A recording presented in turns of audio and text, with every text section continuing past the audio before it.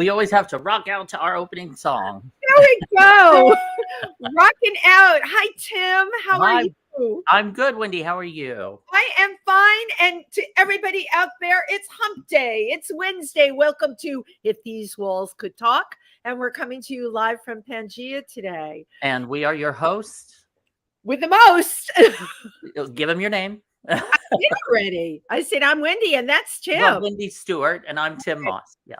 Right. And you know what, in case you forget, we've got a banner running on the bottom of our screen. And you know why we Here we go. It has our names. I'm a little senile here today. I love that. You have our names there because we have the most wonderful producer in the world, Chauncey Sanders. Absolutely. And we just celebrated his birthday at Stonewall on, my God, Monday night. I never do anything Monday night.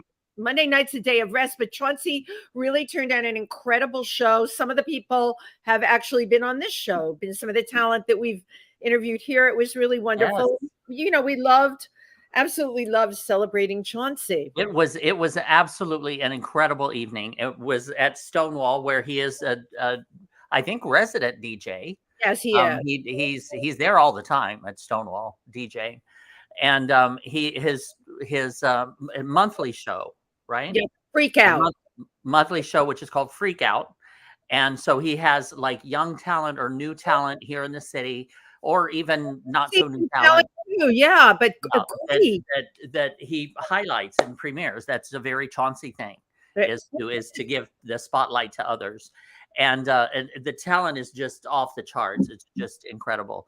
And it was an amazing evening, just filled with lots of friends and laughter and joy and cake. Wendy brought a cake and I brought a cake. So we had plenty of cake. We knew we were coming, so we brought a cake. And Wendy and Tim, being Wendy and Tim, didn't bother talking to each other. Right. Heaven forbid should we call. You can never have too much cake at all. Well, Tim, you know, I'm very excited because this week we kick off Night of 1,000 Gowns with the Imperial New York. And Friday night at Slate, for those of you listening, we're having our kickoff party. It starts at, I believe, 6:30. And we're going to have a show. It's a donation if you just want to give a donation, but it's going to be a good time. Everybody is invited. And we're really looking forward to it. And then, of course, Saturday night is the big event. Yeah. Of 1,000 Gowns. Tym Moss, I have a killer gown. Yeah, imagine.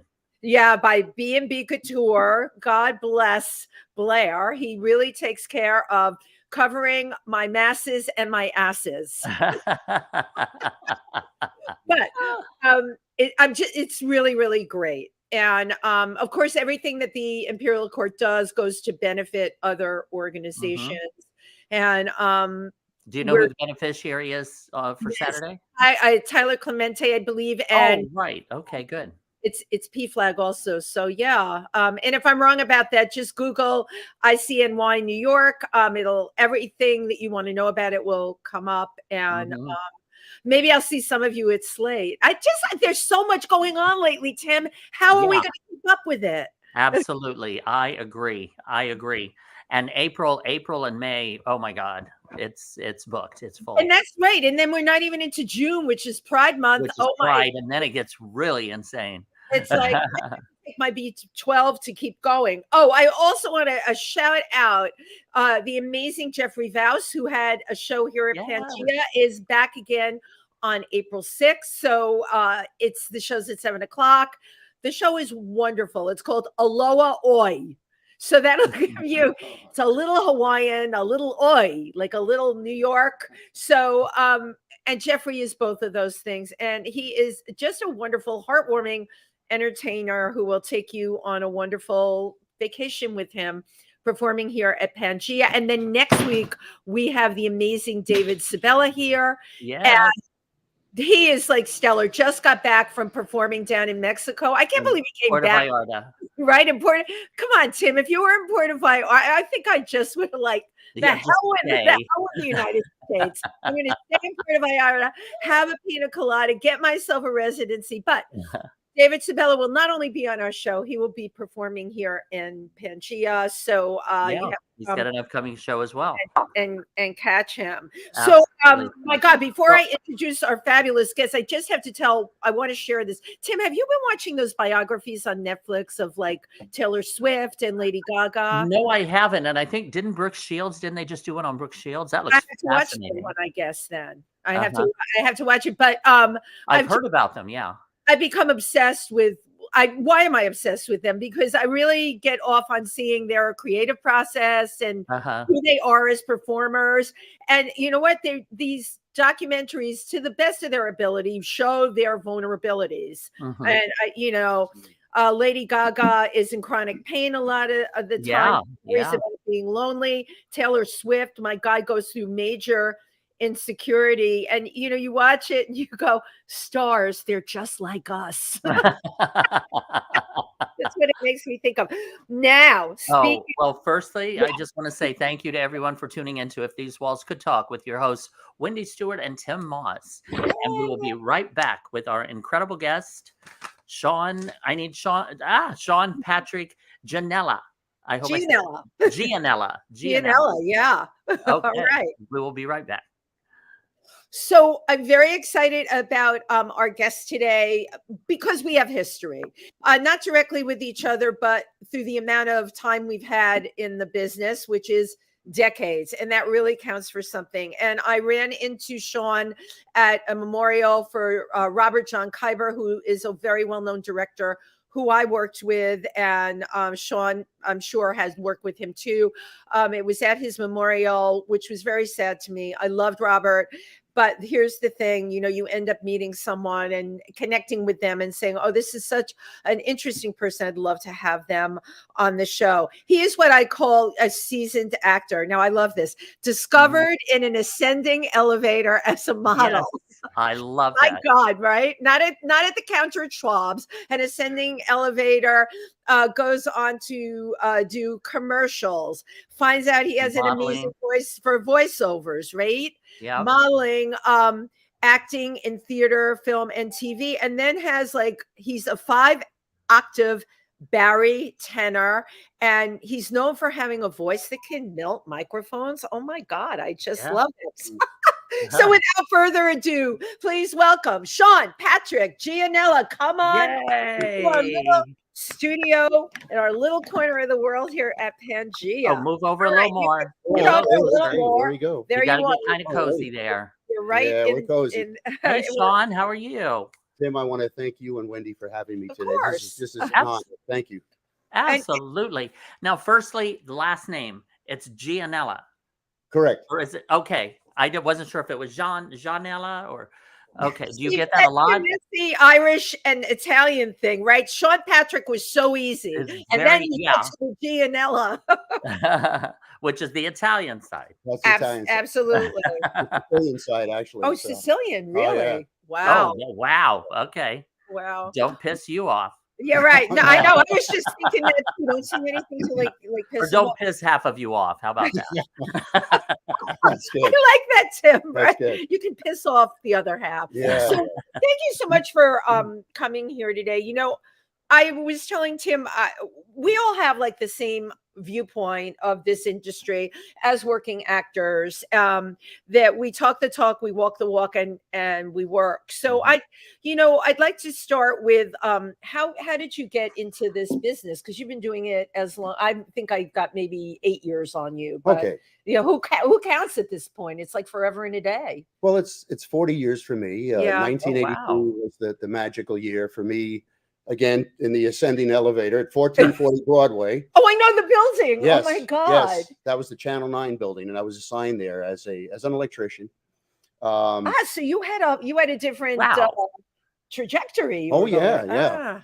It wasn't until I worked Ghostbusters and did some electric work for the that film. Yeah. And I started making inquiries. I said, what do I do to become involved on the other side of the camera?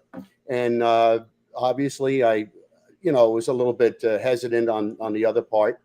And it wasn't until about maybe just a month after that I was in the elevator and somebody came up to me, said, he says, you need to be modeling, you need to be in commercials, Yeah. you need to do Yeah. something. So I was maybe 25, 26 at the time. And I thought it was just a come on or whatever. Like, yeah, okay, sure thing. Yeah, I got it. Right. Yeah, I got it. So 2 days later, I'm in the same elevator with my boss at the time.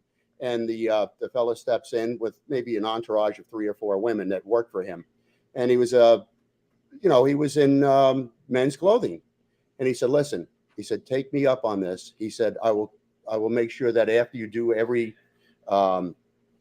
project with me, you'll get the clothes, you'll get paid well. Nice. Okay. So the woman steps out, gives me her card and says, he means it. You better call him. I love it. And from there, it just was. And who was this? Onwards and upwards. What clothing line was it? Yeah. Who was it that was in the elevator? Yeah. I don't remember the name. I do remember his name, but I think he's passed by now. So I just, whatever. Yeah, right. I can say that about a lot of people too. If you can move a little bit closer to Wendy. Yeah, just slide over a little just bit. get comfortable. There You don't have to worry about catching you COVID. go. I had it, and I'm not worried about it. So there you go. Well, firstly, I got some questions. Where did you grow up, and tell us the line that got you to the electrician work? I grew up in New Jersey. I grew up in Hudson County, which is right across the way from Lincoln Tunnel. And, Irish Italian. Hoboken, Weehawken. Yes. Yeah. Most of my friends, we go back 50 plus years, 60 plus years. Very old friends from that county, and we're getting together for our grammar school reunion in April. Oh my God, I love that. Yeah. So we're very close. My oldest friend, female friend, lives in Florida, but we met at 4 years old. Oh my God. But how many people can say that, but you know what, that part of Jersey is like, people they stay in touch and everything. Yeah. Incredible. Yeah, that's a very special relationship. Somebody that goes back that far, definitely. So, you didn't have your sights. A lot of the actors we have on here, like from the time they popped out of the womb, knew that they were going to be performers, but that wasn't the case for you. No, I did some things in high school and stuff, and our high school, like shows, like plays, or there were plays. Like what plays did you do? Or I'm trying to. My sister Eileen was one of the big ones. My sister Eileen. I came out with 2 lines, and I damn near forgot the second line. I love it. It was memorable. But people don't realize how nerve-wracking that is. Thank you, Tim. To have to remember lines in front of a room full of people, and especially if it's your first time doing it, it can be very unnerving. Yeah, we had an audience of about 1,200 people. Yeah, that's scary. That was high school. High school was a very large high school. Yeah. Well, so you enjoyed that? Yeah. Oh, I loved it. I loved it. I guess back then I was in wonderment that most people, and I keep in touch with others too, that were from that time period. And I said, how did you remember all of those lines when we were 17, 18? They said, oh, I used to go through it in the bathroom, in the shower and whatever. And I used to imagine somebody talking to me. And it's always, we have to grab something from somebody else. We have to achieve something. And when you make that extra effort, it's all cemented in here. I did a play, I think in 2011, and heavy monologues. And it was at the Players Theater on Sullivan. Yeah. I love that space. Summertime. It was about the 4th or 5th night. I get to the end of one of my large monologues, and I just forgot the last sentence. It so happens I played someone who had memory loss, who had perfect for the character. My co-star says, you want to tell me about this? I'm like, don't ask me why I got stuck, but I do find as we get older, there might be these little detours that we take, and we get back online. We got to get back in that. But you brought up something good. The person that you were working with said to you, well, don't you want to tell me about the time when? That's a good scene partner. And we have to do that for each other. Yes. Absolutely. We watch people who sing. They forget, they get up there, and this just happened recently, a show I was at, and he was apologizing because he forgot I'm like, to me, it's not a big deal. I am improv trained, and there's something I have to say for that. as opposed to classical training. Classical training is not enough. Being improv trained means no matter what happens to you, you will save yourself there. Yes. And you've got to be able to do that. So after high school or in high school, then you're staying in New Jersey, or you're in New Jersey. How did you get into the electrical work? So in the service, right. Wow. I went into the Army. It was right after Vietnam, and it was just a personal choice. I wanted to. I don't know if a lot of people. I'll tell you this. I was raised by women until I was 18, and it's just a family thing. So I wanted to, gather my male part and just say, listen, I need to butch up, right? Yeah. Right. And I stepped up, answered the call initially, and from there I went on a few, Wow, because I mean, when you went to like butch up, you butched up. Yeah, boy, that's jumping off the edge. You were in for 4 years.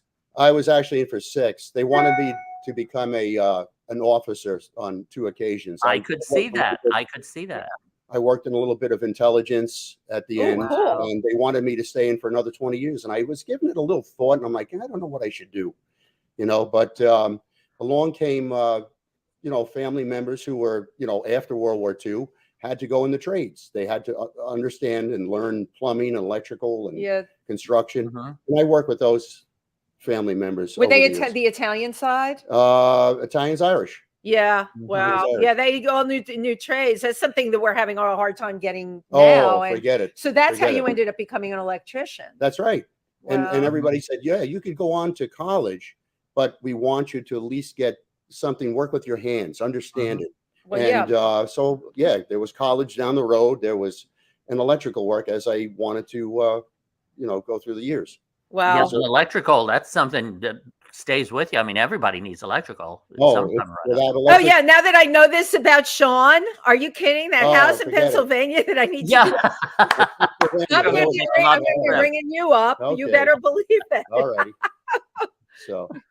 So that brought you into New York, into the city, and you started doing like television or film, or I worked initially, I would say the early 80s, doing work, in Midtown and stuff. And then I had gotten training for commercials and I was still doing some modeling. Did you go to Wiesbaden? Where'd you get your commercial training from? A little bit there. That was years ago, though. Okay. A little bit. Yeah, that wasn't. I tried to gather as much information in as little time as I possibly could, because I only had so much time to work with. Right. And I said, okay, I have to really just retain this as best as I can. And I took the best that I saw in people, and I said, you know what? I could do that at this age, and I understand people now. You see a diversity of people in the Army. Absolutely. You see a diversity of people in the city, and I accept all of that. But how old were you at that point, Shawn? Like late 20s? No, my early 20s. Or you were mid-20s. So because it sounded like you had lived a whole life already, right? And met all kinds of people, and then decided to go for commercials. Yes. So you decided while you were doing the electrical, or was that after? Doing the electrical was around 82. I answered an ad in the paper, of all things. There were no internet back then. And out of 300, fellow applicants, I was the one that got the job to go into IATSE, which is the union, in all facets. IATSE? Is that a general union, or is that specifically for show business and entertainment? That was for film and TV. So it gets you on set. Gets me on sets. Right. There we go. That's what I mean. Yeah. I was initially assigned to Channel 9 in the city. I worked a lot of the shows. I got to meet a lot of people. Joe Franklin, did you meet Joe? Yes. Joe, everybody loves Joe. Miss Molly. Who else we have? Yeah. Just Bernard Meltzer, because I did radio side. Bernie Meltzer. Wow. So you started seeing these. You started seeing these people on camera, and you were behind the camera. Some of them, behind the camera. Some of them behind the microphone. And then there was the sports people that were on a different level, and Very cool. So Very I got cool to meet, story. you know, especially I can actually tell this story. This was a little bit further on in my WR days. The young fella that played Christmas Story, and that was not Macaulay Culkin. Oh yes. Who am I thinking of? Christmas Story, Tim. Who did? With the leg lamp. Yes. Yeah. And I actually had a catch with him. He had to do a he had to do an interview with one of the host at the time, and everybody was afraid that he was just too hyper. He was 12 years old. He's 12 years old. Okay. And they didn't give kids Ritalin in those days. No, so no. let it get more bad. It took me 2 minutes. I went to my locker. I got a Spalding, you know, one of those Spalding rubber balls. The pink ones. The pink ones. And I came out of the elevator and I said, "Hey, kid, go for this." And I calmed him down. We played a catch and he was all ready for his first interview on radio. But there were a lot of things. A lot of people I met that time. People who sang. Carole King I met in an elevator. Wow. We talked just briefly. I just talked to a lot of people, and I was so honored to be around them. You know, and they took me in. You know, a lot of them just would say, "Okay, this is, you know, you're doing this. Yeah, stay with this because I see you doing this in a few years or whatever." So there was a little words of encouragement also. Nice. By people who were really doing it, you know, that always helps. Right. Charlton Heston. Charlton Heston. I met, my God. met and her on the elevator. Well, you rode that elevator a lot. Shawn Patrick Gianella on the elevator. Yeah. Oh my God, we should have a one-person show for you. It's only up from here. I like that. It's only up from here. So when did you decide that you were going to step on the other side of the camera, or did somebody, or the person on the elevator with the modeling? Was that the modeling came fairly frequent, and in those days you got to keep the clothes and the shoes and everything else. Yep. Now I can attest to that. It all goes back now. Nobody gives you right. Now you have to bring your own clothes half the time. Absolutely. And 6 days worth of clothes for one scene or something. Right. Or even for a print job, you know, they give you a list, and they have stylists. So the stylist gets a rack, but you still are expected to bring like 4 to 6 things. Yeah. Schlepping that big garment bag around, right? I know you've schlepped one of those around. What were some of the fun shoots that you did modeling? They were a lot of magazine. I was always the son in something. I was always I was the good-looking son, and they said, "Oh, let's put you together with this family." Families back then. Now things have changed in modeling. Things have changed in print and editorial from 40 years ago. Yeah, 30 years ago. They always wanted to strive for the perfect generic wife and the perfect. Oh, it's genetics. You had to have the genetics going on. And so now we see a change, and it's, you know, it's ordinary, everyday people. That's fine. I have no problem with that. You know, I always did that. I always portrayed the son in did you ever do True Confessions? No. You didn't? No. I got my start in True Confessions. No, I didn't. No, I didn't. How did you miss that? I don't know. All the commercial print models. True Confessions for extra money. So tell us some of the ones you did. Oh, you know, some toothpaste things, some Reader's Digest. No, I didn't do that. Okay. I was always a hand and eye model. And Wendy and I were just talking about something. We just went on an eye pharmaceutical on Thursday for the same agent we have, and they love my eyes. It's the emerald green eyes and stuff, and they always come in on the eyes and stuff. So I back then I used to do like eyewear and things like that. Cool. What the hell was? There was a pasta or something. It wasn't. I don't want to say the name, but it was. I played an Italian family. We were all sitting down, and they took a photo of us. So that was the Italian in me. So that's whatever. Yeah. You know, the thing is, Tim, because we are talking about print, and it really segues nicely into the next thing I want to bring up. As models and actors, a lot of us make our money and for a long time doing print work, what we call print work. But that has really been curtailed because of the unions and Screen Actors Guild, because now there's a video component to any print job. So I always earned a portion of my income year after year after year doing print. that has like gone down to next to nothing because I am not. If you're a member of the union, they don't even want to know your name. Okay, I'm lucky that there are people that will book me anyway. But you know, I wanted to get into, and again, we have to pause for station identification too. Yeah, that's coming up. I've missed a couple because we were talking. But I think that is a very strong topic that a lot of actors are facing nowadays. And I know Shawn and I were speaking about, Shawn is FICOR. You want to tell people what FICOR that's interesting. Yeah, tell us about that.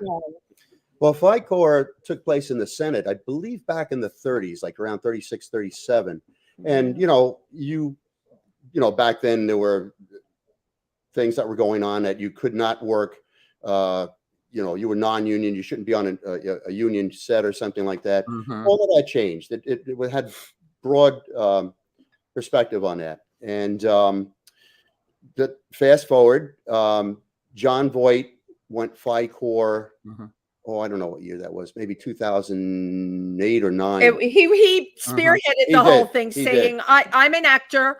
I'm going to work on my friend's independent films. I am not going to turn around and say, I'm not taking that job because, you know, independent films, as you know, Tim, and you know, they're not well funded a lot of the time. They can't be. So, you know, how can you stop the arts in that way and say, well, unless you have this money and that criteria? Because I had somebody offer that to me the other day, but I wasn't sure of all the specifics of it. And because I'm non-union and I choose not to be SAG-AFTRA, just again, because of the scale of it. And that would limit me on a lot of the projects that I'm doing right now. And so FICOR sounds like it might be an interesting option or an interesting alternative. More and more people that I've talked to, especially before the shutdown, the lockdowns, whatever, 3 years ago, they were considering. I was always tapped to say, how are you doing? And again, going back to the 2019 time frame and stuff, we didn't know what was going on. There were still things taking place project wise that I was getting involved with, mostly non-union, I have to say. But I'm glad that I did work those. Because you were working. I was working. You were working. And I trust me, I was raised in a union environment. You know, right. I had to. It's just something that, you know, family wise, you respect. And I don't badmouth the unions. I never do. I always look. But in this case here, I wanted to, like Wendy said, we want to continue the arts. We want to continue who we are in the arts. We're performers. We have to perform. You know, it wasn't an easy decision when I went FICOR, and I'm going to say that was around 2010. Again, maybe 2 years after John Voight went, and I know several people that did as well. I would say that at that time, you know, people were like, well, no, you'll never be able to do this, and you'll never be able to do this. Well, because they kind of tell when you call up to do that, because I called up Screen Actors Guild absolutely to check it out. I'm losing so much money every year. These are on print jobs. I'm not asking to do anything illegal. It's print. It's not film and TV. I am losing so much money. And they said, well, if you leave the union and you become FICOR, you may not be able to get back in. And you know, we all struggled so hard to get those cards. That's, you know, that's a big thing to lay on somebody. Absolutely. Yeah, I had. It wasn't until about maybe late 2008, 2009 that I started doing more and more union. And, you know, I had to must join and whatever. And one of the clips you'll be showing shortly will be, you know, I had to be union to be in that. Right. Exactly. Yeah. 30. And FICOR was another option or another alternative to SAG-AFTRA, or did you join SAG-AFTRA? FICOR came after some of those union things and stuff. But I did miss, you know, working with the people, the instructors, the teachers that they had. And so that was one thing that I did miss from SAG. I know many SAG people and been friends with them for many, many years. And again, we realized at some point, okay, if I want to work a horror film and I want to go down whatever studio it is and audition for it. I want to have that opportunity. An opportunity. That's very well right. Absolutely. Now, thank you everyone for tuning into If These Walls Could Talk with your hosts Wendy Stuart and Tym Moss, and our wonderful guest, the Mr. Shawn Patrick Gianella. Yes, right. Yes. Okay. Yes, and we will be coming right back and watching some video clips of his. Fabulous. So now, Shawn Patrick Gianella, our guest today. You had started out with electrical, which led to modeling, which then led to voiceovers and acting. And so I wanted to get into voiceover and your acting transition in just a moment. But how about we take a look at some of a few video clips? Thank you. I think we've got one from 30 Rock, one from Shattered, and one from Perfect Murder. Yep. Frank, and even Subas. And you? I live to fight another day, but at what cost? Boy, I know the feeling. What a week, huh? Lemon, it's Wednesday. But it's not all bad news. My retainer! How will I ever thank you? And cut! This is... Paris who can buy today. Everybody knew everything. And I remember holding them.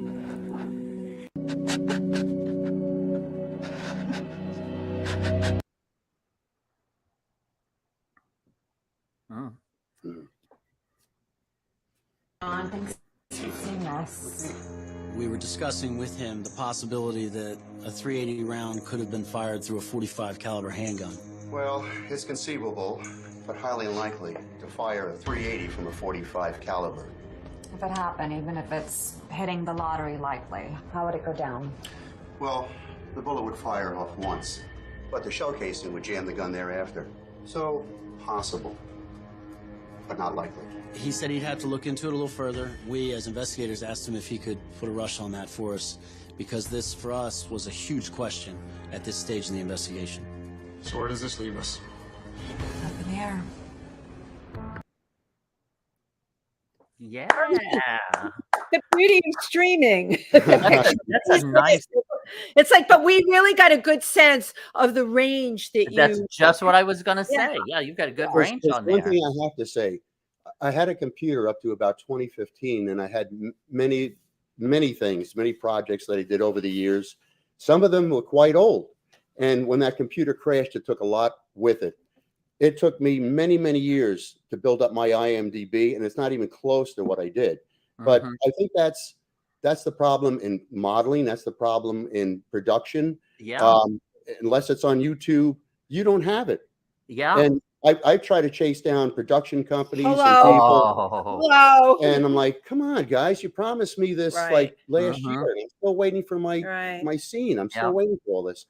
So that's been like pulling teeth. And I wish there was a little bit more continuity with that we could just gain access to those things. Go back to the production companies and say, hey, you must have it somewhere in your archives. Yeah. You know, The problem is that the longer you delay it, It's the very. harder it is for them to pull it up and find it. But you brought up something. I'm really glad we're talking about this, because this is something first of all, we're always chasing down what we do. yes. But second of all, you're calling, you're running, you're trying to get it. It's sometimes well over a year. Yes. Sometimes you don't get it at all. Right. And that is the only evidence you have that you worked. I will say that what you said about your computer crashing, the lesson to be learned,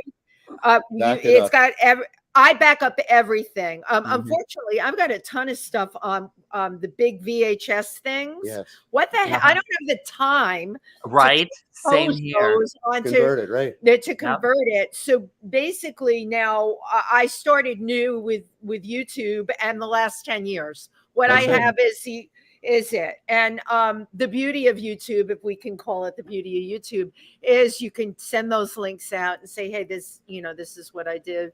But it is a very daunting situation. It's our posterity. We want to, I even showed my kids. I said, this is what I did in 2005, 2010, and whatever. That's not that long ago, and the fact that this stuff disappears, and you don't.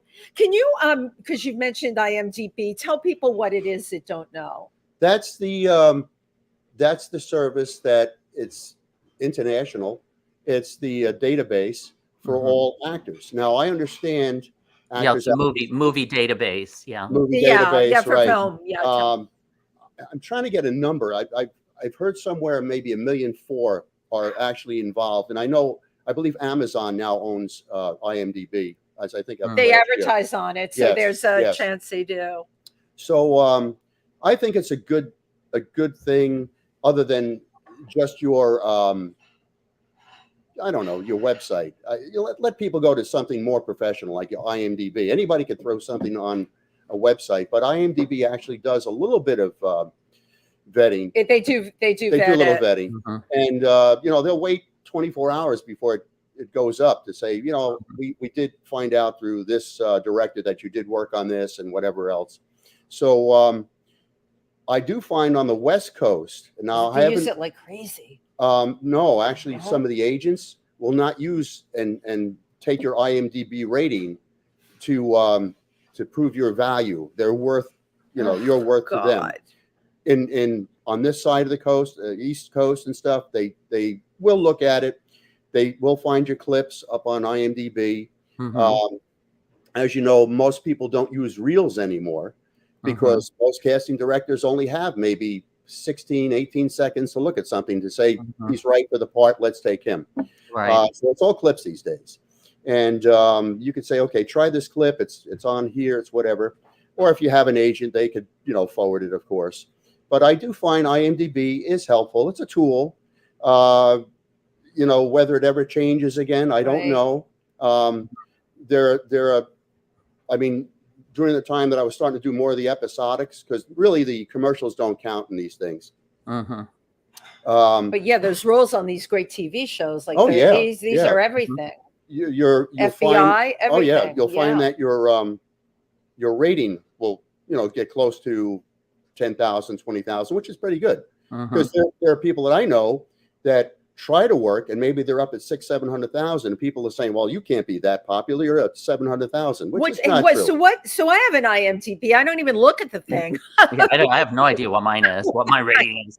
Right. Yeah. Oh, we're tens, Tim, But how do you get rated on an IMDb? I don't know anything about this. It's an algorithm. It's a service. It's a I don't know. So does it have to do with people Googling you or what? Yes. The more they hit upon your name or something you've done, a project or a production you've been in, you'll move yourself up.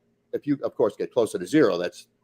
But also, I think if you're involved in a movie and the movie takes off and does very well, and you're attached to that, you'll move ahead of the class. Yeah. You'll move ahead of the class. And again, I think that's why the West Coast agents and managers don't use IMDb as much. I initially say, listen, I don't, there are things in there. That's interesting. That's really the movie business, movie and television there. Well, I've had them tell me directly. Oh boy, we could go through some discussions, boy. What do they ask of you? They just want the clip? They'll ask for, well, give me something dramatic. What did you do? Did you do anything comedy wise? Did you do anything romantic wise? Did you do anything that we could, and they'll call up to vet you if they're going to take you on as a manager or whatever. And they want to find out. And don't forget, everybody in this business talks to one another. We are a very close community. You don't badmouth anybody. You don't do anything bad. I always tell like younger actors, because I have had the opportunity to speak in front of up and coming actors. I said, every time you leave an audition room, a casting room, say thank you. Thank you for letting me be here. And I walk out. I don't, they always said, don't try to shake anybody's hand. Don't do this. Don't do that, which I don't. But I say, thank you for the opportunity. This was wonderful. Thank you. And I walk out. Now, whether I get that project or not, it doesn't matter, because I left a good imprint in somebody for maybe down a year from now or something. Yeah, we had that. I've done some wild shit in really? and stuff, but I got the role. How Because I did would you do leave? something Wait, so outrageous, they had to remember me. how did And you leave usually the those were on room? comedies. How Yeah. did you leave the room? I need to know. Oh, sometimes I would leave hugging, or they would get up to hug me. Yeah. So yeah, I mean, whatever. I just roll with it. Just whatever Right. happens and You whatever work off of unfolds. whoever is unfolds. there. I love it. Yeah. You Yeah. know, But thank you lately everyone for tuning. Oh, go ahead. No, I'm sorry. Lately, I have, again, with that casting on Thursday, we came in, and it's like, that's the first time in 3 years that I came in. I came in, I was on Right? Yeah. Chelsea Piers. That was it was Oh, a day before the lockdown. I think it was, it wasn't wow. SVU. What the heck did I? It would have been Law and Order over Law and on Order or Chelsea something, Piers. or Yeah. Chicago Fire One or of the, something. yeah, they're all over And there. I portrayed a doctor who had to, autopsy or whatever. And I said, I felt really good about it. And all of a sudden, everything goes into lockdown. Oh my God. Oh, no. Right. And then, You couldn't control it. you couldn't control that, of course. And then, of course, But the self-submittals became the order of the day. Right. yes. And the self-taping thing that Tim and I talk about Yeah. all Yeah. the time, the one dimension where you're one dimension. Yes. Mhm. Yes. Because I would always ask the director whenever I go in person, like there are so many different ways to deliver a line. I would ask, yeah. what are you looking for? They would tell me, and that's what I would give them. You Right. don't have that option in self-taping. That's, No, Right. that's what no. drives me nuts. Thank you. But It's thank you, funny. everyone. Thank you, everyone, for tuning in to If These Walls Could Talk with your hosts, Wendy Stuart and Tym Moss, and our wonderful guest, the fabulous Shawn Patrick Gianella. Yay! But okay, so we're talking about taped auditions Well, versus we're- live ones. Go But ahead. we were both really excited to go up on this audition. Mm. I didn't know that Mhm. Shawn went up on. I just found out today. But it's so bizarre when I got there. I think I told you, Tim, I'm so excited I have a live audition Mhm. on Thursday. I got there half an hour early because it was in a big studio. So with lots of rehearsal studios, so you could wait in an area. Mhm. I got half an hour early because I had an on-camera thing at 3:00 I had to be at. Half an hour early. So the assistant to the casting director comes out 10 minutes after I'm sitting there and says to me, you need to have your mask on. While I was sitting out there with nobody was there yet. So I had it with me. I was told I had to bring it. I had it. I put it on. She said, but you can't let the casting director come out here and see that you're here. It will really upset her. I'm like, wait, I know. Wait. I'm like, You're there early.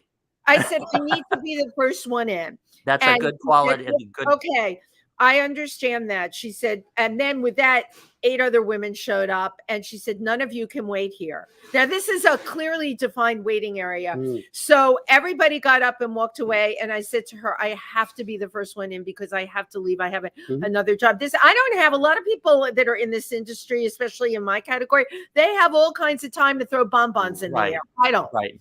So I hung out by an elevator shaft just because I didn't trust that I was going to be the first one in. And we get in there. We're told that we have to line up. We got to drop the mask, to slate our names.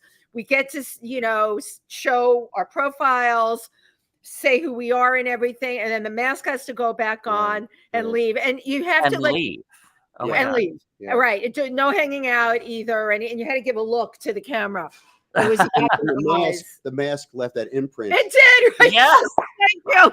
Oh my God, Tim, I left that out. Right. I get mask face from those masks. So yes, I had an imprint on my face on top of it. Yes. Jesus Christ. Oh my God. So, well, now we're running out of time, but I just wanted to kind of touch real quickly. You've done voiceover work with your modeling and acting and television and film and also singing. Where are you singing? You've been singing a lot in northern New Jersey, right? I have. My style is romantic. Ooh. My style is crooning. You're a crooner. A crooner. You're Italian, Sinatra. Yeah, you croon.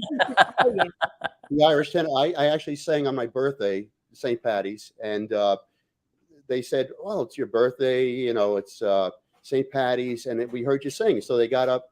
I had to get up, and they said, "What do you want to do?" I said, "Well, if I have to do anything, it's Danny Boy."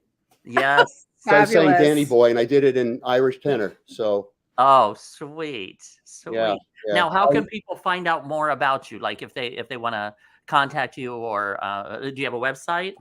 Well, anybody can get me through IMDb. All my contact information is on there. Do you have a website? I don't, not at Okay, present. so IMDb But I is do have my Facebook. They can go to Facebook. Okay. Shawn Patrick Gianella, and there's always And a place. it's Shawn. It's Shawn SHAWN. Correct. Yep. Correct. It's not the SEAN, not That's the correct. scene. It's a Shawn. Shawn, yeah, yeah.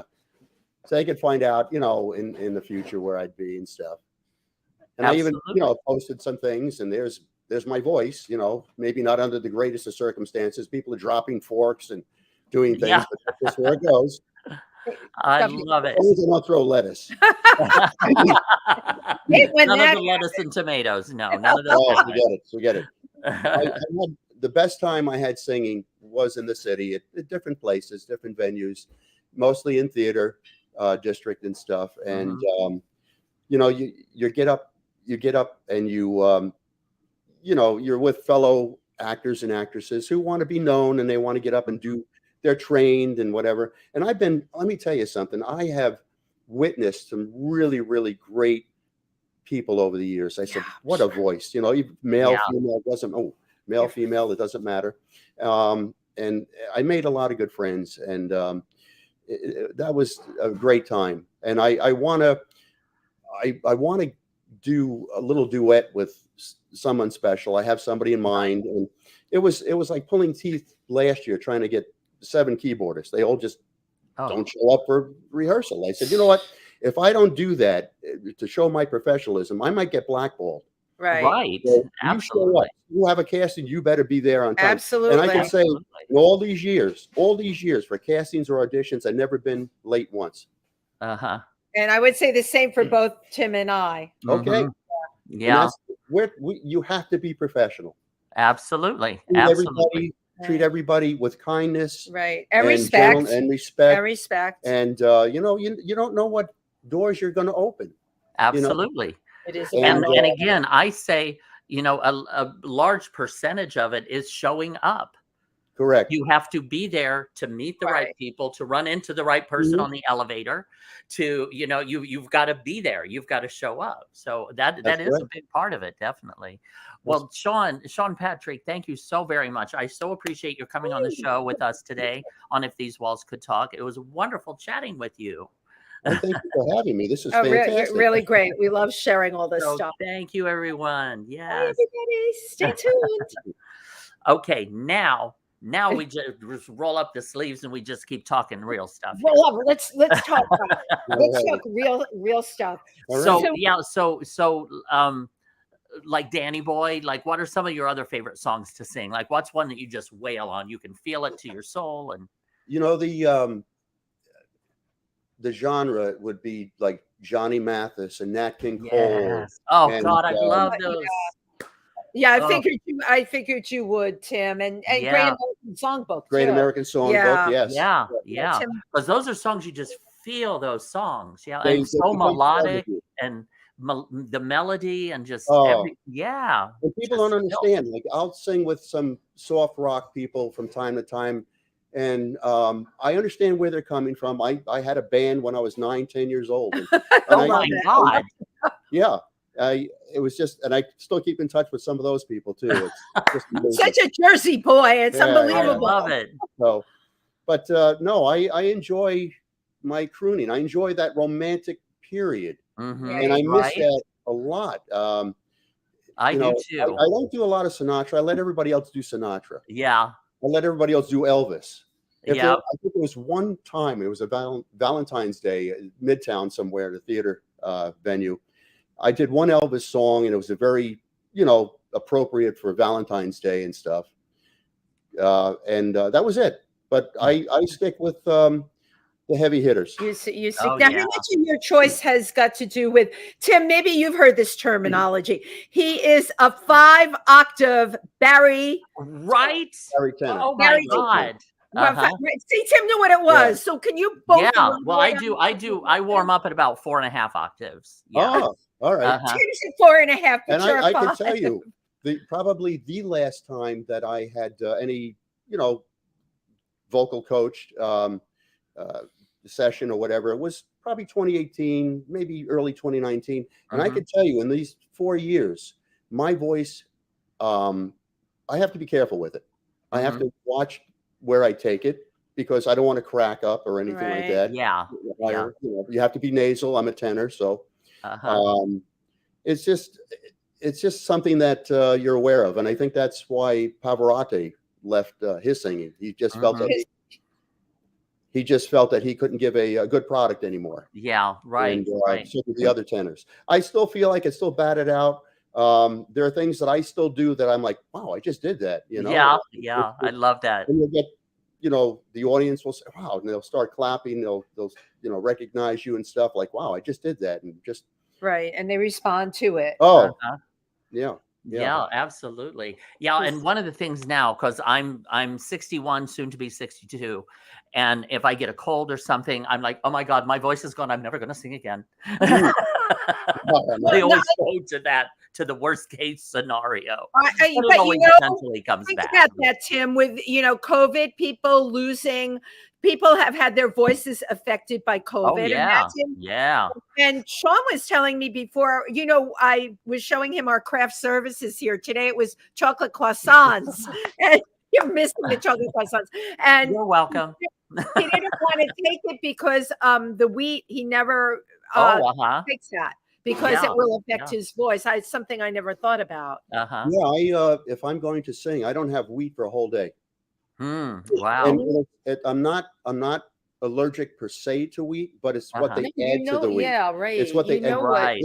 Matter of fact, I could tell you that most actresses that I've run into over the years all have autoimmune diseases, and that's all caused by one or two synthetic vitamins that go into the wheat and rice and things like that. Anything, you know, white anything, white rice, white sugar, bread. they'll scrub it and it'll, you know, nothing will be left in it. Sugar actually does have some nutrients. But this can cause autoimmune problems. Oh, lower gut. Oh, so, the lower gut. Yeah. You know, the people that we just talked about that have problems and they have to stay away from wheat. And again, I try to stay organic as best as I can. If I'm going to have pasta, it's pasta from Italy, the durum wheat, which has less, less processing to it. And oh, you're Sicilian. That's the only reason you want that pasta. Do you cook? Do you cook a lot? You love to cook. Well, you're Italian. Or half Italian. All the heritage dishes, including seafood, including breakfast. So I'll have my friends over for New Year's, and I'll have a gang, and I'll cook for everybody. That's so cool. Now you mentioned your kids. You're married? Do you have kids? Well, no, I'm no longer married. Okay. And, I'm out in the market, as they say, or whatever. Okay.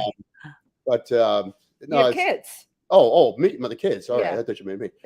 No, the kids are older now. One's a teacher. Oh, cool. One's going to go into production soon. Nice. So they really both followed in your footsteps because you're an acting coach. You do coaching for commercials. Coaching, modeling coaching. Yeah. Right. So you're a coach. You've got one that's a teacher, and then one that's going into production. That's where you started. That's exactly funny, huh? Now, do you have any grandkids yet? No, not yet. Oh, okay. Oh, that's right around the corner. Oh, yeah. That'll be fun, though. You'll enjoy that. We had a grand doggy. Grand doggy. A lot of people love grand doggies too. He couldn't be trained, so the ex kind of said, "Nope, he can't stay. He's got to go, and you're going to be sleeping out in the doghouse if it doesn't." The grand doggy. Yeah. Sent on his way. Well, I've got a professional question for you, because right now, me and several of my friends, we're kind of at the point now where we really need representation.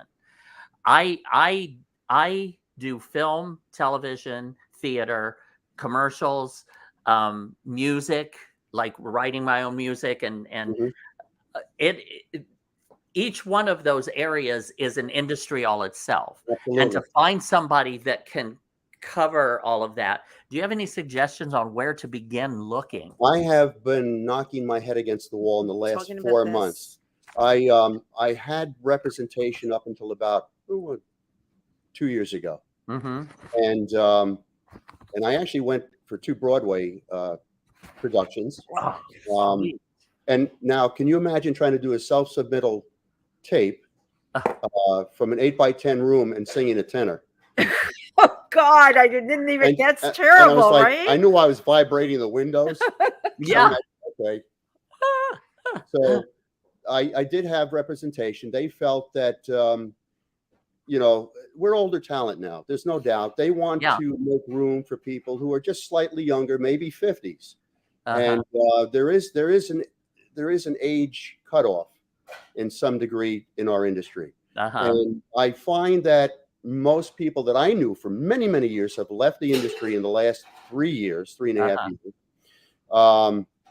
And they're just no longer doing this. I went on that casting the other day. I saw one familiar face in all those years. Well, see, you are welcome to join my revolution also, because I have 2 revolutions. One is that people over 50 actually have stories to tell. Oh, yes. Thank you very much. And that people over 50 deserve to star in American entertainment. Yes. Right. So welcome aboard.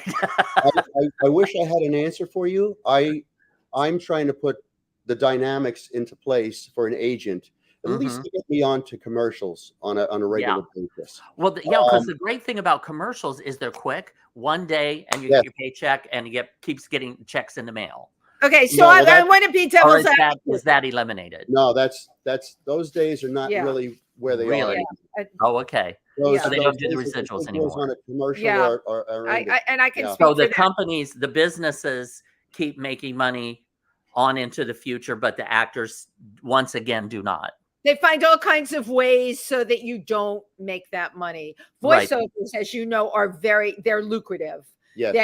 That is still lucrative. Some are. Yes. I will tell you, because I'm going to jump on what both of you said. I agree with you. It's challenging for actors over a certain age, let's say 50, right? But all of these brilliantly talented kids that come through PANGEA or anywhere else, I talk to them. I mean, they can act, they can sing, they can freaking move, and they're good types. You may be able to do all those things, but if your face ain't there, and I don't mean that you got to be pretty or handsome, right. You got to have a face. They have all of it. First question, I'm like, you have an agent or a manager? And I already know the answer to that. No.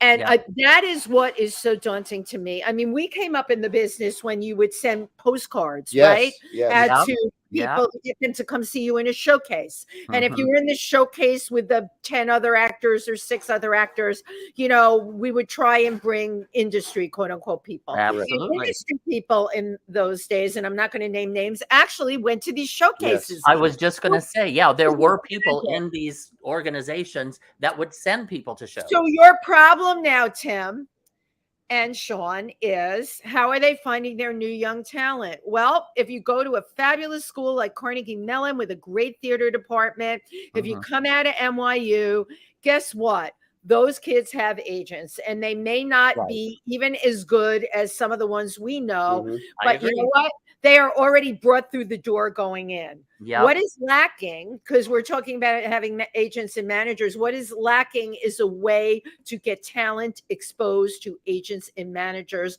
that are not going to showcases anymore. They're going to these nights that they have at these universities, and they're looking for talent that way, or professors that recommend particular students. That's your problem. It's a big gaping hole. And it's got nothing to do with young or old. It's got to do with the feeder system. The feeder system's messed up. My big beef, Said Tim, my piece. and I spoke to Wendy just before we started here. I saw a big change somewhere around 2009. We were able to take our resumes and headshots and staple them, and everything we did. We had maybe reels back then. And if you had a singing reel, you put it on the DVD, and boom. Within 2 or 3 days, I'd get a call to say, "Come on in. We want to bring you in." One of them, we just mentioned somebody. One of them was for an erectile dysfunction commercial. This was in 2010. This was the second go around. It was the second go around. And out of all the people that I initially auditioned with, I was on the call back, and it came down to about 3 people on that.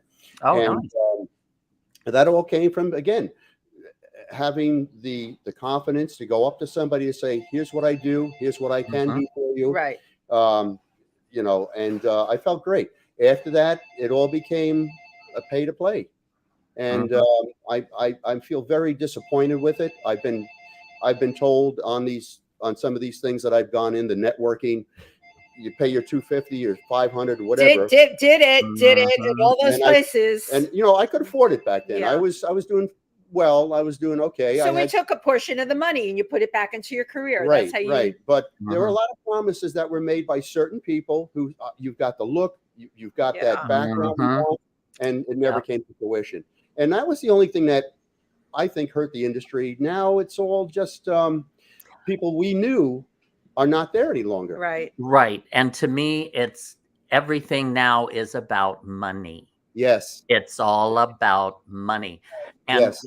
it was back about right around that time in the early 2010s or somewhere about that same time was when it just glaringly hit me in the face what we're up against now, was when Nene Leakes played Cinderella was on Broadway and she played the evil stepmother. Now, Nene Leakes had never acted. She had never been in a Broadway show. She had never been on a theater in a play, to my knowledge.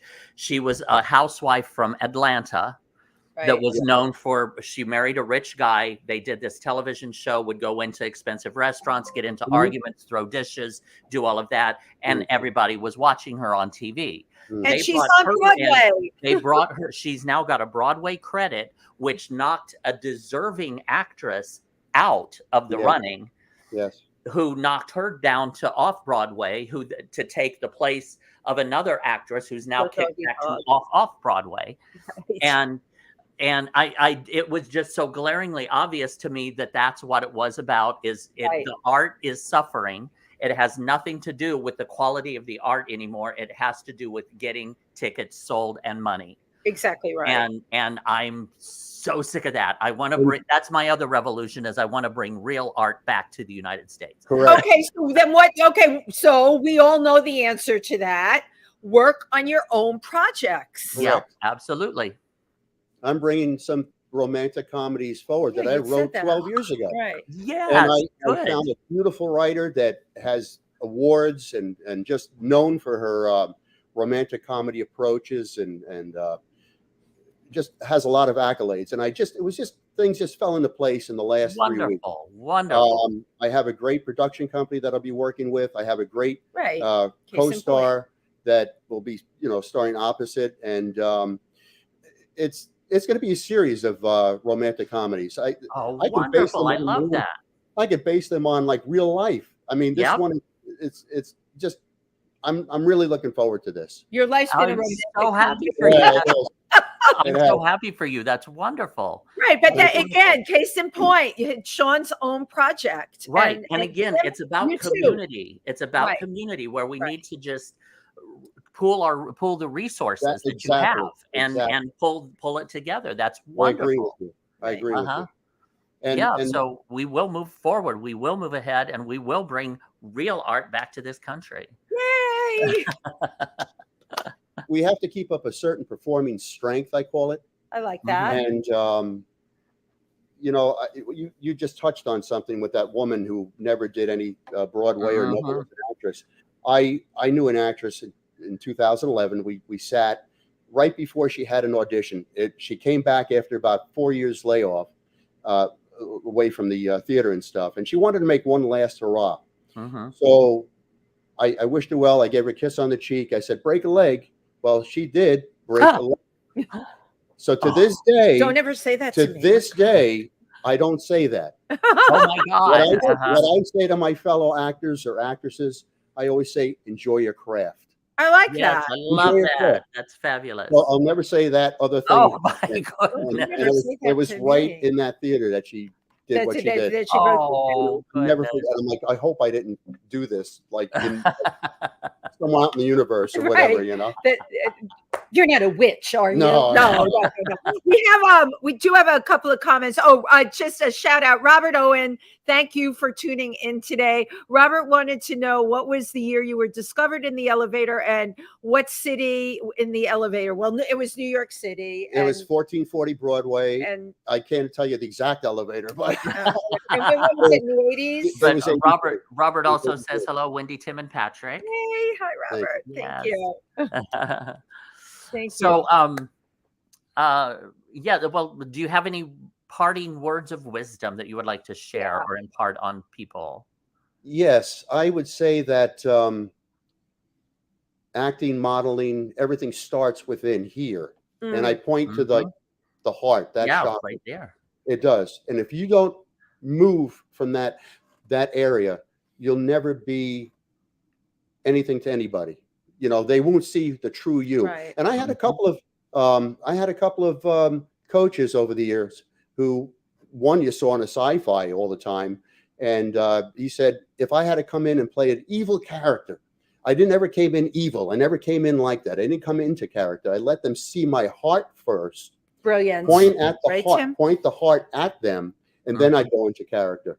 So I always follow that. Lesson learned. Interesting. Yeah. Yeah. You have to let them see who you are, and then pick a point on that back wall. If there's 6 people in there from casting or the showrunners or whatever, Do the back wall. and do that back wall. Don't look at anybody. Just go in, and you're having that conversation. You're having that moment from the heart, and you're using every experience that you know from life at that point, so you can bring it. I love it. You know?